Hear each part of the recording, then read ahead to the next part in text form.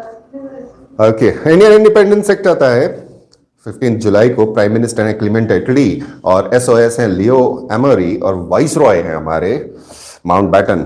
Basically एक world war 2 खत्म हो चुकी है, यूएन बन चुकी है और यूएन के अंदर अमेरिका ने एक प्रेशर बना रखा है, दैट इज डीकोलोनाइजेशन प्रेशर। ये इंटरनेशनल प्रेशर था और आप ऑब्जर्व करना कि बहुत सारी कंट्रीज 47, 48, 50, 47 से 50 के बीच में ढेर सारी कंट्रीज की आजादी है। So that is one part. Cripps और कैबिनेट मिशन फेल हो चुके हैं एक तरह से। जिन्ना की डिमांड है कम्युनल और रिवोल्यूशनरी रायट्स हो रहे हैं, नोआखाली का riot, then north waste frontier province जो हुआ करती थी अफगानिस्तान से लगे हुए एरिया के अंदर, वहाँ अपराइजिंग थी खतरनाक। But that could be handled. But I personally feel आपके पास आर्म्ड फोर्सेज हैं, इतनी तगड़ी आर्म्ड फोर्सेज हैं, you could have done anything. But अंग्रेज़ों का जो यहाँ था कि लेट्स डिवाइड देम, वो यहाँ पे पूरी तरह से आ गया कि अगर इंडिया इतना बड़ा हो के अगर दूसरे ग्रुप में बैठ जाएगा, रशिया के साइड में बैठ जाएगा, तो we would be at loss. So anyhow, partition of India, that is India and Pakistan, 14 अगस्त को partition and independence of Pakistan declare किया गया। पाकिस्तान ऑफ पंजाब एंड बंगाल, 2 हिस्सों में पंजाब को बांट दिया, 2 हिस्सों में बंगाल को बांट दिया। वेस्ट बंगाल इंडिया का हिस्सा, ईस्ट बंगाल पाकिस्तान को दे दिया गया, that was termed as east Pakistan. और वेस्ट पाकिस्तान बना था जो पाकिस्तान था जिसके अंदर पंजाब का वेस्टर्न पोर्शन मिला दिया गया। सिंध ऑलमोस्ट पूरा चला गया, लेकिन सिंध का कच्छ का हिस्सा इंडिया के अंदर आया। इसी से जुड़ी हुई बातें थी जो प्रॉब्लम हमारे पास स्टेट रिऑर्गेनाइजेशन और इंटीग्रेशन के अंदर आती हैं। Then sorry, governor general in both the countries as representative of the crown, वो क्राउन को रिप्रेजेंट करेंगे। कंप्लीट लेजिस्लेटिव अथॉरिटी दे दी गई अपनी अपनी कंस्टिट्यूएंट असेंबलीज को पूरी तरह से कि आप सब कुछ बना सकते हो। ब्रिटिश सजरेंटी खत्म कर दी गई। प्रिंसली स्टेट्स कैन आइदर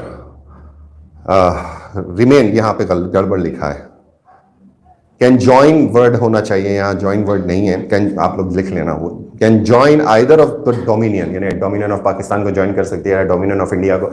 आप सोच के देखिए, हैदराबाद स्टेट है डेक्कन में, उसने सोच लिया कि मैं पाकिस्तान को ज्वाइन करूंगा, बीच में कॉरिडोर कौन सा होगा, दैट इज बाल्कनाइजेशन, डिवीजन। कितनी बाउंड्रीज हो जाएंगी और कितनी बाउंड्रीज के ऊपर हमारी लड़ाइयां होंगी।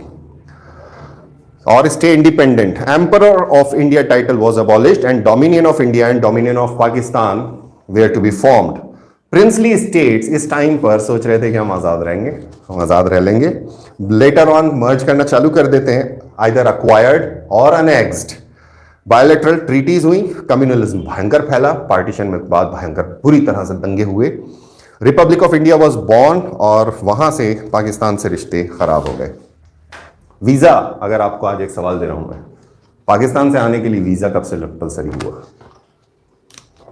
It's a simple question, search it,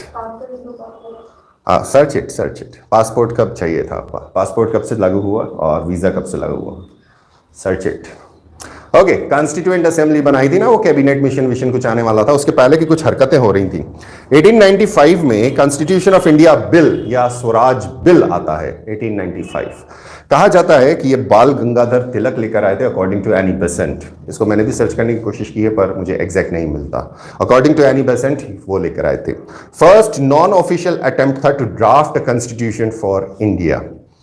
1922 के अंदर स्वराज की डेफिनेशन देते हुए, हालांकि इन्होंने एक किताब लिखी थी जिसके बारे में हमने बात की थी, हिंद स्वराज, इसके पहले दयानंद सरस्वती का था, लेकिन कॉन्स्टिट्यूएंट असेंबली वाली बात दयानंद सरस्वती जी की नहीं है। तो गांधी जी कहते हैं, इंडिकेट करते हैं कि constitution of India will be formulated by Indians 1922 के अंदर।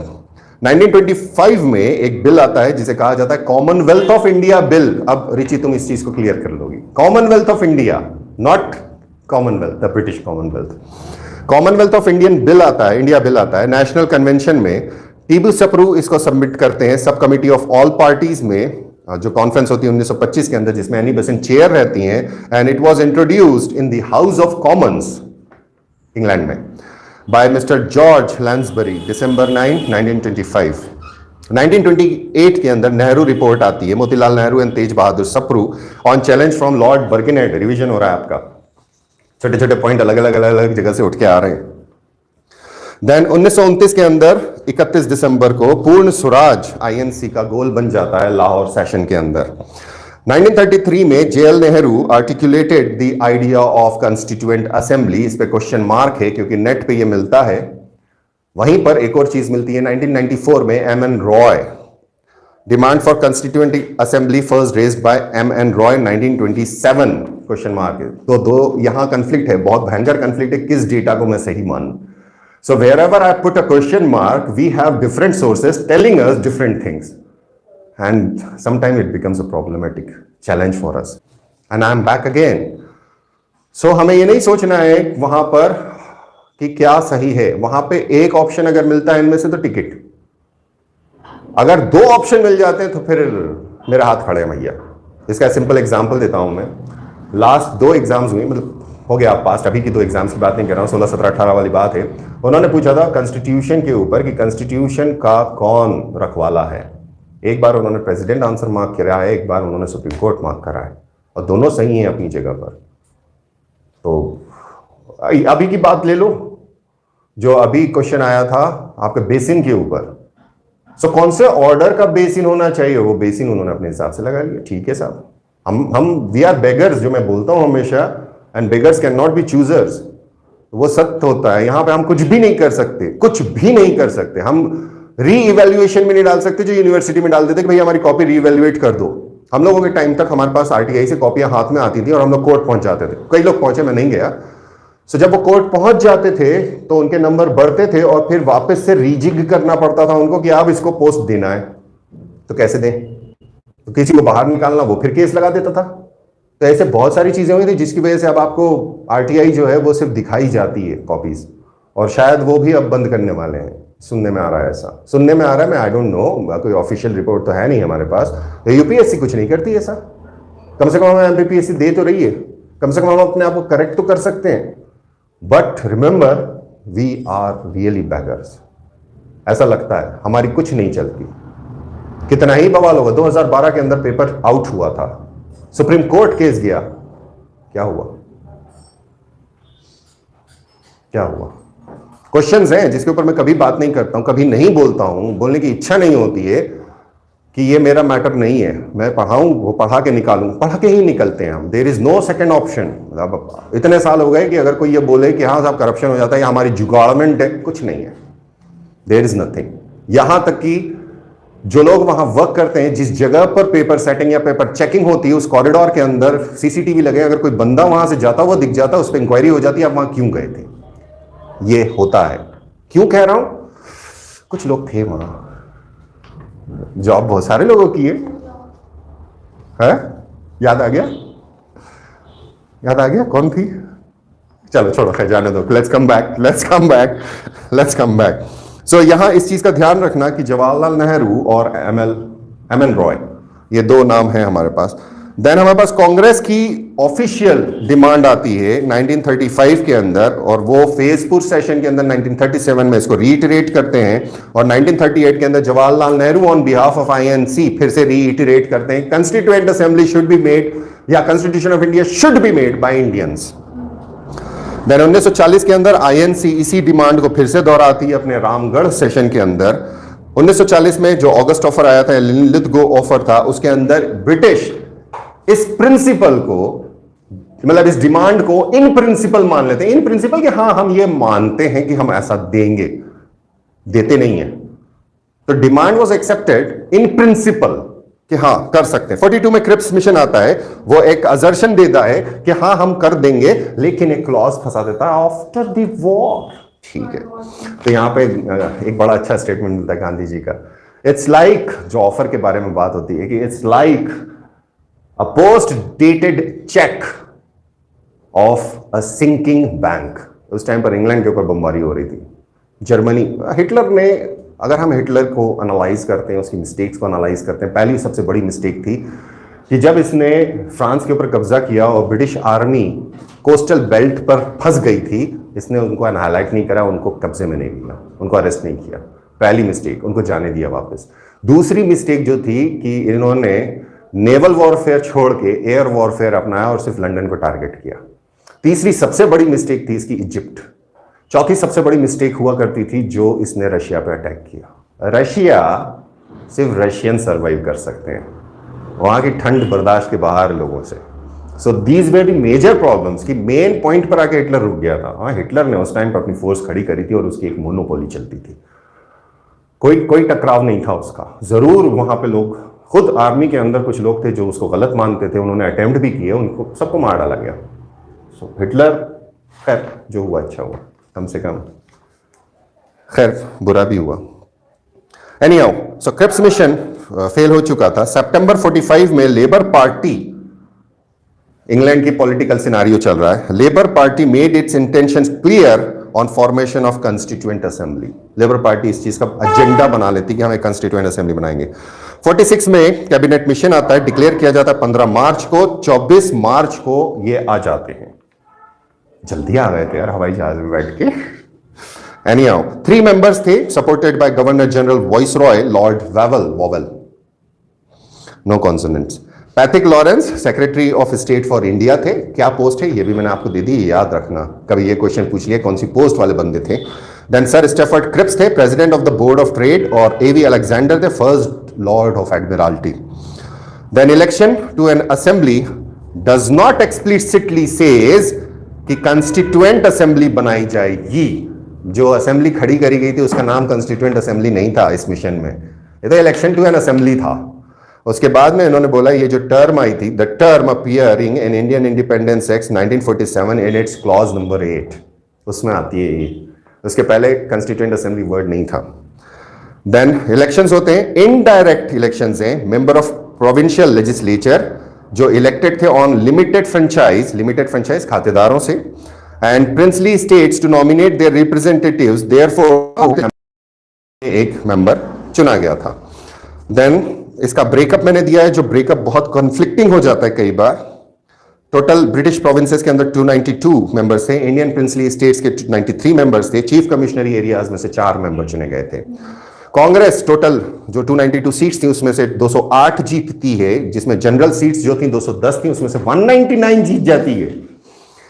मुस्लिम रिजर्वेशन था 78 सीट्स के ऊपर से, उसमें भी कांग्रेस 3 सीटें जीत जाती है। देन सिख रिजर्वेशन था 4 सीट में, जिसमें सिख 3 सीटें जीतते, कांग्रेस 3 सीटें जीतती है, और चीफ कमिश्नर एरियाज में से भी 3 सीटें जीत जाती है। मुस्लिम लीग 73 सीट्स जीतती है, और बस वही उसका था, इसके अलावा कोई औकात नहीं थी कायदे से देखा जाए तो। अगर रिजर्वेशन हटा दिया तो मुस्लिम लीग वाज नथिंग। एक मेरा थॉट है, पर्सनल थॉट है, सिर्फ राज करने की नियत थी, सिर्फ और सिर्फ राज करना था तो पार्टीशन चाहिए था, उसके बाद कोई ऑब्जेक्टिव नहीं था। क्योंकि 2 बार इस डिकेड के अंदर ऐसे मोमेंट्स आए थे, 2 बार जब there was no demand for Muslim League. जैसे इलेक्शन डिक्लेयर हुआ था, मुस्लिम लीग की जो सेपरेट पाकिस्तान वाली डिमांड थी वो गायब हो चुकी थी। सो दैट मीन्स कि बिल्ली के भाग से छीका फूटा था। अदरवाइज पाकिस्तान विजिबल है, इंडिया कहां है, बांग्लादेश कहां है और पाकिस्तान कहां है। कंपेयर करिए आप सारे पैरामीटर्स के ऊपर तो पाएंगे कि पाकिस्तान कटोरा लेके भागता फिर रहा है हर जगह। बांग्लादेश पाकिस्तान से टूट के अलग हुआ, and where it is standing, उसकी जीडीपी इंडिया को टक्कर देने वाली है। बांग्लादेश कई चीजों के अंदर इंडिया को पीछे कर चुका है, छोटी सी कंट्री है, ऐसा क्या कर रहा है, उसके पास कोई रिसोर्सेज नहीं है तगड़े जैसे हमारे पास हैं, लेकिन फिर भी Bangladesh is rising at a very fast pace, Sri Lanka is rising at a very fast pace, और पाकिस्तान खैर व्हाटएवर। सो यहां पे यूनियनिस्ट पार्टी ऑफ पंजाब थी, इसके पास 2 सीटें थी। सीपीआई अपना मार्क बनाती है, 1 सीट ले जाती है। एससी फेडरेशन 2 सीटें, और इंडिपेंडेंस वेयर 6। कांग्रेस और अलाइज के पास 212 सीटें थी, और उनको 6 दूसरे लोगों का भी सपोर्ट था। 20 फरवरी 47 को फुल इंडिपेंडेंस डिक्लेरेशन हो जाता है कि 48 के अंदर हम दे देंगे, जो अभी मैंने बात करी थी पिछले सेशन में QIM वाले में। और एक और माउंटबेटन प्लान लेकर आते हैं जिसे बाल्कन प्लान भी कहा गया है, बाल्कन प्लान पहले भी आया है। 14 अगस्त को पार्टीशन, और 15 अगस्त को इंडिया आजाद कर दिया जाता है। पोस्ट पार्टीशन 389 टोटल सीट्स हुआ करती थी, उसमें से 299 इंडिया में बची, तो पाकिस्तान कितनी गई? प्री में मैंने क्वेश्चन आएगा आपको आने वाले समय में, टेस्ट में है, तो simple maths actually, you must be knowing 389 99। अब वहां मैथ्स अगर गड़बड़ हो गई सो यहां पर जो हमारे पास इंडिया में रह गए थे उसमें मुस्लिम लीग के 28 मेंबर भी शामिल थे। 28 मेंबर मुस्लिम लीग के इंडियन कॉन्स्टिट्यूएंट असेंबली में शामिल थे। मुस्लिम लीग 2 हिस्सों में खत्म हो गई, मुस्लिम लीग का नाम लेवा कोई नहीं बचा, उधर मुस्लिम लीग के हिस्से हो गए। इनिशियल फेज के अंदर the concept that Jinnah talked about was a secular Muslim state, not Islamic state. There is a difference between Muslim state and Islamic state. Islamic state means rule of Islam, शरा. आज भी वो Islamic state नहीं है, वो अपने नाम के आगे लगाता है Islamic Republic of Pakistan, but Islamic नहीं है. उसके कुछ एरियाज के अंदर शरा लॉ चलता है जो इस्लामिक है. बाकी धारा 302 वहां पर भी है, धारा 302 हमारे यहां भी है. British legacy still exist. Search करना होता है, उन्होंने चेंज कर दिया हो. सेक्शन 3 पाकिस्तान, सर्च करना उसको, हो सकता है गलत हूं मैं. एनीहाउ 11 प्रोविंसेस थी टोटल ब्रिटिश पीरियड में. जब हम आज़ादी हासिल करते हैं 1947 के अंदर, वो 11 में से 9 इंडिया में रह गई. ये 9 पार्ट ए का हिस्सा बनती हैं. जो वापस पुराना वीडियो देख लेना, कनेक्ट हो जाएगा. अभी पढ़ा है. Assam, Bihar, Bombay, Central Provinces, East Punjab, Madras, Odisha, United Provinces, not Uttar Pradesh. Uttar Pradesh बाद में नाम रखा गया था. It was United Provinces and West Bengal. और सबके मेंबर्स की यहां पर ब्रैकेट में नंबर लिखे हुए हैं कि किसमें से कितने नंबर थे. इसके बाद में जो कॉन्स्टिट्यूएंट असेंबली थी, इसके अंदर 70 प्रिंसली स्टेट्स शामिल थे. 70 इन नंबर्स. इन प्रिंसली स्टेट्स के अंदर मैसूर सबसे बड़ा था, जिसमें से 7 लोग गए थे. त्रावणकोर के 6, Gwalior West India State Groups जो राजस्थान राजपूताना वाला था, Punjab States Group, residuary state groups, इन सब में से 4 मेंबर्स थे. Baroda, Jaipur, Eastern Rajputana State Group, Central India States, Punjab State Groups 2, Eastern States Group, इन सब में से 3 मेंबर गए थे. Jodhpur, Patiala, Rewa, Udaipur, Gujarat State Groups, Deccan and Madras State Groups, इनमें से 2 लोग गए थे. और चीफ कमिश्नरी एरियाज जो थे, अजमेर, मेवाड़ और कुर्ग, इनमें से एक ईच गया था. बोले 4 थे चीफ कमिश्नर. पाकिस्तान में भी तो गया होगा ना कोई. 4 थे तो 3 ही कैसे बचे? अरे यार भैया सबर कर. Okay, women member list. Basically क्या होता है कि जो मेजर विमेन है उनके ही नाम लिए जाते हैं, इसलिए I have tried to filter out. और ये सारी महिलाओं की लिस्ट आपको दे दी है, इसको आप गो थ्रू हर एक बंदी के साथ इसने क्या काम करा. हाथ जोड़ के विनम्र विनती है. लास्ट टाइम ये हाथ जोड़ के नहीं करी थी. Last time it was like यार बहुत ज्यादा डीप हो जाएगा, देख लेना. और वो फ्रैंक एंथनी आ गए, वो नाम दिया हुआ है मेरे नोट्स में, बट मुझे खुद ने नहीं पढ़ा था मैंने कि ही वॉज डेप्यूटी चेयर. तो मैं कैसे बता सकता हूं? जिस चीज का मुझे ज्ञान ही नहीं है वो तो है ही नहीं, अपन तो कुछ जानते ही नहीं है. सो एनीहाउ, सीपीएन बिरार मध्य भारत, देन सेंट्रल प्रोविंसेस और विंध्य प्रदेश और भोपाल स्टेट से सिर्फ लाल सिंह गए थे. तो ये सारे नाम जो मैंने यहां दिए हैं, इन सब पे आपका होमवर्क है. ये पूरी लिस्ट है, इन सब पे आपको सर्च करना है. जिसका नाम मिल जाएगा वेल एंड गुड, नहीं मिलेगा और अगर आ गया तो क्या करेंगे? थोड़ा बहुत पढ़ेंगे तो कुछ तो ज्ञान मिलेगा. फॉर एग्जाम्पल अगर सीपीएन बी की हम बात करें, सो रविशंकर शुक्ला नाम सुना है? हाँ सर. कौन है? पड़ोस में तो नहीं रहते? Ravishankar Shukla, I don't know, मुझे नहीं मालूम, मुझे तो कुछ नहीं आता. विनायक सीताराम सरवटे, गोपी कृष्ण विजयवर्गीय, पार्ट ए के भी थे. ओके. देन विंध्य प्रदेश में अवधेश प्रताप सिंह, नाम इंपॉर्टेंट है, पूरा डिटेल निकालेंगे आप, जहां जहां से मिल सकता है पढ़िएगा. अब जो ये कंस्टिट्यूएंट असेंबली थी, इसकी वर्किंग थी और इसकी 5 स्टेजेस थी. सबसे पहले इन्होंने कमिटीज बनाई. कमिटीज के अंदर सब कमिटीज बनाई. सब कमिटी को काम दिया कि आपका काम कमिटी को रिपोर्ट करें. सो सबसे पहला था sub committees to submit reports to the committees who presented the reports on issues considered. तो जितनी भी कमिटी बनाई गई थी, उन कमिटीज के अंदर सब कमिटीज अपना रिपोर्ट देती थी, वो कमिटी फिर रिप्रेजेंट करती थी, उसको प्रेजेंटेशन देती थी. Then B.N. Rao prepared the initial draft based on the reports and his research into constitution of other nations. ये सारी रिपोर्ट्स को B.N. Rao is the person जिन्होंने कंस्टिट्यूशन एक्चुअली ड्राफ्ट किया है. प्लीज रिमेंबर दिस थिंग कि B.N. Rao को हम लोग पढ़ने में बहुत हल्के लेते हैं. हम सिर्फ ये बोलते हैं कि अंबेडकर साहब का constitution, he was chairperson, he has the final say. But B.N. Rao जो एडवाइजर थे इस चीज के अंदर, he had a very huge role to play. So B.N. Rao को सर्च कीजिएगा आज की असली क्या है. Then drafting committee chaired by B.R. Ambedkar, who is considered as father of the constitution. इन्होंने प्रेजेंट किया डिटेल्ड ड्राफ्ट कॉन्स्टिट्यूशन, जिसको पब्लिक डिस्कशन के लिए पब्लिश किया गया. And then draft was discussed, amendment were proposed, amendments बहुत सारे आए थे. 7,635 amendments were tabled, 2,473 moved, discussed and disposed. बाकी सबको इसके अंदर राज्यसभा टीवी ने एक सीरीज निकाली थी। राज्यसभा टीवी की एक सीरीज है, उसे देखना चालू कर दो प्लीज। बहुत बहुत बहुत नॉलेज मिलेगा, क्योंकि हमको सिर्फ ये रटना नहीं है, हमें ज्ञान भी लेना है। And ultimately we must have knowledge. Mains is all about knowledge.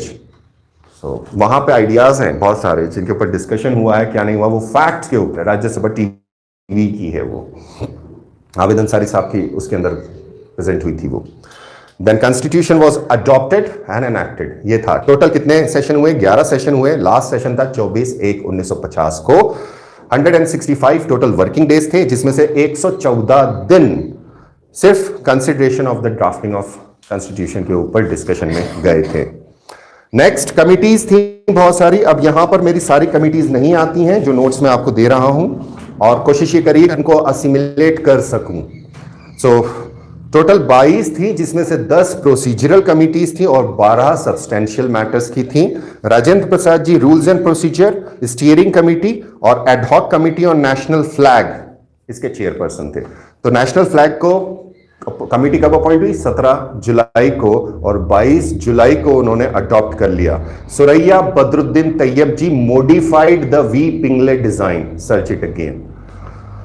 Then Pandit Jawaharlal Nehru was chair of states committee. Now what is this states committee? Princely states committee. States committee मतलब प्रिंसली स्टेट, क्योंकि उस टाइम पे clear cut division था, अंग्रेजों वाला हिस्सा provinces था, और princely states. Then union powers committee की, यूनियन के पास कौन कौन से पावर्स होने चाहिए, और ले गए, और हम फिर से लाइव हो गए। बड़ा मजा आता है। सो जवाहरलाल नेहरू वाज बायस्ड 1920, क्योंकि ये दो एक रेफरेंस के अंदर ये भी मिलता है मुझको। Then B P Sitaramayya house committee के चेयर थे। बीआर अंबेडकर ड्राफ्टिंग कमिटी के थे। अलादी के एस अय्यर ये credential committee. G V Mavalankar committee on functions of the constituent assembly. K M Munshi order of the business committee. Then Sardar Vallabh Bhai Patel advisory committee on fundamental rights. पहला fundamental rights Sardar Vallabh Bhai Patel की chairmanship में आए हैं।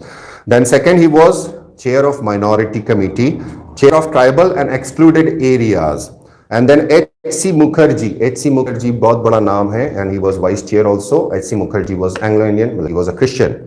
सब कमिटी ऑन माइनॉरिटीज, तो माइनॉरिटीज की सब कमिटी के चेयर हुआ करते थे। Then J P Kripalani sub committee on fundamental rights, again under Sardar Vallabh Bhai Patel. Then Gopinath Bordoloi sub committee on North waste Frontier, tribal areas and Assam and excluded and partial excluded areas. इसके ऊपर भी हमारे चैप्टर्स हैं, पार्ट्स हैं, सॉरी नॉट चैप्टर्स, पार्ट्स हैं constitution के अंदर।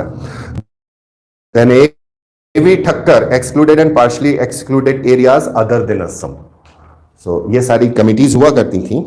अब इनिशियल फेज क्या हुआ? 11 बजे सुबह 9 दिसंबर 1946 को पहला सेशन होता है। मुस्लिम लीग बॉयकॉट करती है, प्रिंसली स्टेट्स के लोग आते नहीं है रिप्रेजेंटेटिव्स। देन प्रोटेम चेयर इस टाइम पे सच्चिदानंद सिन्हा थे, क्योंकि ये सबसे ज्यादा ओल्ड मेंबर थे। Deputy chair nominated MPPSC pre, ये 2022, ये पिछले नोट्स में नहीं था, इस बार ऐड ऑन किया है मैंने। फ्रैंक एंथनी, मैंने इसको अभी तक सर्च जो किया है, मुझे ऑफिशियल, अगर आपके पास कोई गैजेट नोटिफिकेशन हो या ऑफिशियल कोई रिपोर्ट हो, so please send it to me, ताकि मैं उसको कोट कर सकूं कि ये वहां है। देन 11 दिसंबर, 9, 11, 13 ये 3 तारीखें, और फिर 22 जनवरी। 9 दिसंबर, 11 दिसंबर, 13 दिसंबर और 22 जनवरी, ये 4 तारीखें इंपॉर्टेंट हैं यहां पर। 11 दिसंबर 1946 को, इसके अलावा भी जो जो सेशन हुए वो सारी तारीखें इंपॉर्टेंट हैं, बट यहां पर मोशंस हो रहे हैं, बढ़िया वो मोशंस नहीं। 11 दिसंबर 1946 को सेकंड सेशन होता है। Doctor Rajendra Prasad permanent president of the constituent assembly चुन लिए हैं, वाइस प्रेसिडेंट हैं, और B N Rao is appointed as constitutional advisor to the constituent assembly. He was big name. 13 दिसंबर 1946 को थर्ड सेशन होता है। ऑब्जेक्टिव रेजोल्यूशन जवाहरलाल नेहरू पढ़ते हैं, और इसी की बुनियाद पे हमारा प्रीएम्बल बना है। देन 13 दिसंबर हो गया। 23 दिसंबर 1946 को अलग अलग कमिटीज का अनाउंसमेंट कर दिया जाता है। 22 जनवरी 1947, अब इस बीच मुस्लिम लीग को बोला जाता है, आ जाओ यार क्या कर रहे हो, प्रिंसली स्टेट्स को बुला लेते हैं। क्यों ऑब्जेक्टिव रेजोल्यूशन पास नहीं होता इतने टाइम तक? Because Muslim League was absent, princely states वे एब्सेंट, और सबकी रजामंदी चाहिए थी। That was an opinion put out by the INC. So 22 जनवरी 1947 को objective resolution was passed after Muslim League and representative of princely states joint.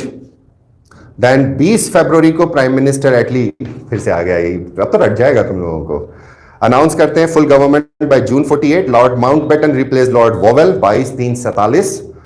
और उसके बाद में 3 और 4 जून माउंटबेटन डिक्लेरेशन आता है, इंडिपेंडेंस हम 47 में दे देंगे। 1 जुलाई ब्रिटिश पार्लियामेंट डिक्लेयर कर देती है कि 15 अगस्त हमारा इंडिपेंडेंस डे होगा। 18 जुलाई को क्राउन उसको असेंट दे देते हैं। 13 अगस्त 47 पाकिस्तान, 14 अगस्त मतलब उसकी कॉन्स्टिट्यूएंट असेंबली, 14 अगस्त को पार्टीशन ऑफ इंडिया, 15 अगस्त independence of India.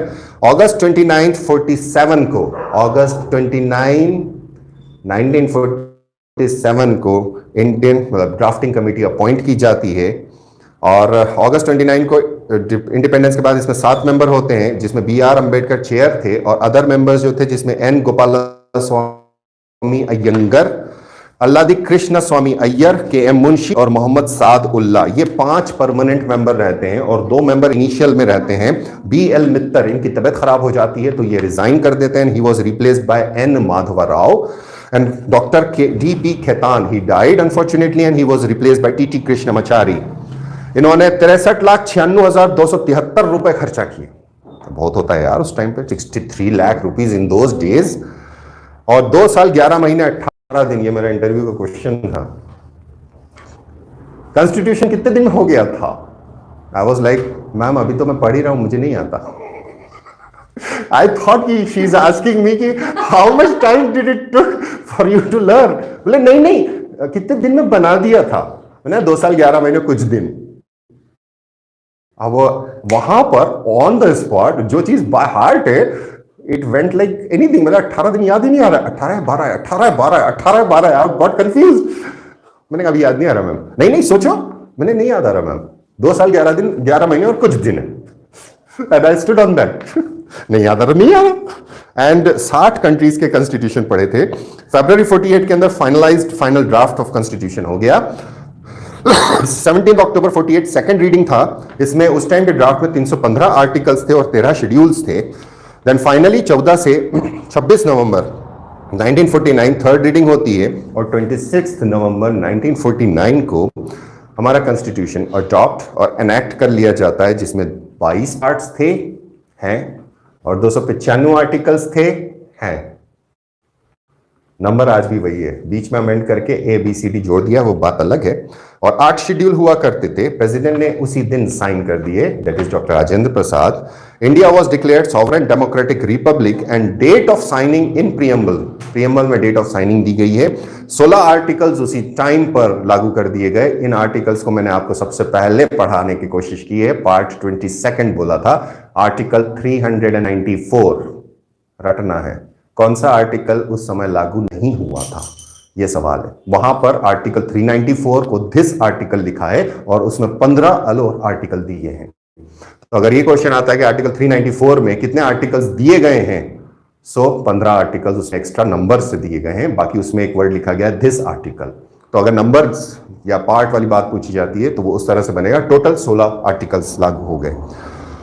Then article 394 date of 26 January 1950 article 394 में मिलती है। Assembly as a constituent assembly last time मिलती है 24 जनवरी 1950 को। 284 मेंबर्स साइन करते हैं कॉन्स्टिट्यूशन ऑफ इंडिया को। ओके, 15 मेंबर्स ने साइन नहीं किया था। एनीबडी फाइंड आउट वो 15 मेंबर कौन थे जिन्होंने साइन नहीं किया था? 299 बचे थे 389 में से। 299 में से 284 मेंबर्स ने साइन किया था, किसने साइन नहीं किया था?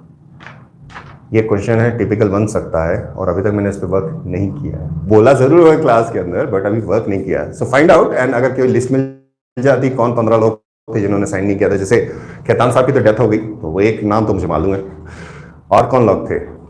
हो सकता है कि अपने 72 जिन्होंने इल हेल्थ की वजह से रिजाइन कर दिया था तो वो भी इसमें शामिल हो, I don't know. So search कीजिएगा प्लीज। कॉन्स्टिट्यूएंट असेंबली रीइमर्ज हो जाती है प्रोविजनल पार्लियामेंट के लिए 26 जनवरी 1950 को, और प्रोविजनल पार्लियामेंट ने फिर एक्ट्स बनाने चालू किए और ये एक्ट्स के ऊपर फिर representation of people's act, people's representation act 1952 ये आते हैं और उससे फिर चुनाव होते हैं 1952 में। याद रखिएगा देयर वाज नो राज्यसभा, और याद रखिएगा there was no separate Lok Sabha. Search it. Rajya Sabha कोई क्लास वाला बैठा है मेरा ऑफलाइन वाला? राज्यसभा की डेट बताओ, राज्यसभा किस दिन फॉर्म हुई है? प्रेजेंट राज्यसभा ये इस टाइम पे नहीं है। तो प्रोविजनल सिस्टम चल रहा था, ये टेम्पररी प्रोविजनल सिस्टम था। 52 के अंदर फिर जनरल इलेक्शंस होते हैं और उसके बाद फिर लोकसभा बनती है, फर्स्ट लोकसभा। इसी वजह से राष्ट्रपति के चुनाव फिर से होते हैं, और इसी वजह से डॉक्टर राजेंद्र प्रसाद 12 साल तक राष्ट्रपति थे। पहली बार राष्ट्रपति चुन लिए गए थे वो बाय कंस्टिट्यूएंट असेंबली। बाद वाले मैथडोलॉजी का इस्तेमाल करते हुए 52 से 62 तक 2 टर्म उनके हैं। 3 अप्रैल राज्यसभा स्टार्ट हुई, लोकसभा फर्स्ट लोकसभा कब मिली? 3 अप्रैल 1952 AK। गनीमत है ये 47 में पता नहीं हुई होती, नहीं 13 मई 11 तारीख, तो अब आप ढूंढ लेना। Search it, whatever, search it. Any questions? So this finishes off one more topic of your part. अबे कौन सा यूनिट है ये? पॉलिटी 6 में है, 6th के अंदर। सो 2 पार्ट हमारे एक्ट से हैं, एक कंस्टिट्यूएंट असेंबली है। अब हम लोग मूव करेंगे फंडामेंटल राइट्स का। तो फंडामेंटल राइट्स में मंडे से पहले ही बोला हूँ आपको, बट अभी मैंने मेंस में फंडामेंटल राइट्स हैंडल किए थे, काफ़ी डिस्कशन ओरिएंटेड रहा था, वो बहुत अच्छा रहा। उसके पहले मैं बहुत फास्ट पढ़ाता था, but I will be sending you link for that, क्योंकि प्रीलिम्स के अंदर यहाँ पर अगर आप तैयारी अच्छे से कर सकते हो तो बेहतर होगा। फंडामेंटल राइट्स आपको वहाँ पे मेंस में भी दिया हुआ है। 3 marker, 5 marker, 11 marker single fundamental right पूछा जा सकता है। सो आपको उस तरीके से पढ़ना है। एंड रिमेंबर, आप में से जो लोग भी लक्ष्मीकांत जी की किताब को 100% प्रेफर करते हैं, बिल्कुल प्रेफर कीजिए। बहुत अच्छी बुक है as a stepping stone. It's a book, wrong, they are notes. और line to line, word to word पढ़ा हुआ होना चाहिए आपको, बार बार पढ़ा हुआ होना चाहिए। बट मेंस के लिए जब आप तैयारी करने जाएं, प्री के अंदर हम तैयारी कर रहे हैं get D D Basu latest edition, get D D Basu. ये इन्वेस्टमेंट समझिएगा, किताबें खरीदना पड़ती हैं। व्हाट आई नो, बहुत कम लोग होते हैं जिनके पास कम किताबें होती हैं या रीडिंग हैबिट नहीं होती, जिनका मेंस बहुत अच्छे से निकलता है। अगर आपकी रीडिंग हैबिट है तो आपके पास एक्सेस नॉलेज है, आप थिंकिंग प्रोसेस में आ जाते हो, और वो थिंकिंग ऑटोमेटिकली मेंस में काम आती है। ये वाला पार्ट एज इट इज है, fundamental rights, fundamental duties and directive principles of the state policy. वहाँ पे आपको ऑब्जेक्टिव्स दिए गए हैं, तो ऑब्जेक्टिव रेजोल्यूशन वाला काम है। प्रीएम्बल डायरेक्टली नहीं दिया, लेकिन ओआर से ही, ऑब्जेक्टिव रेजोल्यूशन से ही प्रीएम्बल निकलता है। वो हमें यहाँ पे भी नहीं है, but I will be taking a preamble, या मैं वीडियो डाल दूंगा प्रीएम्बल की। इट्स ईजी, डाल दी थी ना मैंने प्रीएम्बल की वीडियो पहले, अभी इस सेशन में अभी नहीं डाली।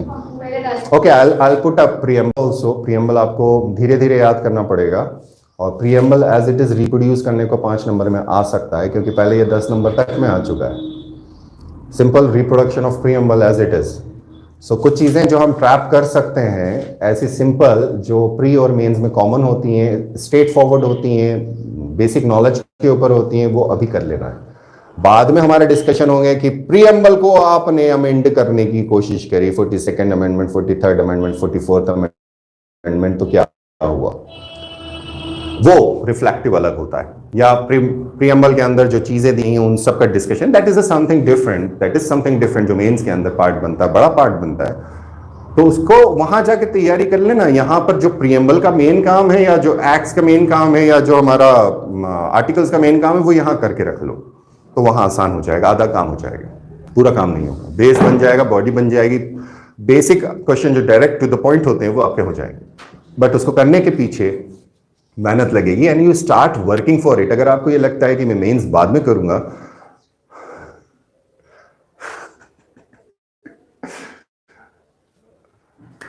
It's not that simple. Very frankly speaking, पिछली मेंस तक मेरे अंदर ये कमांड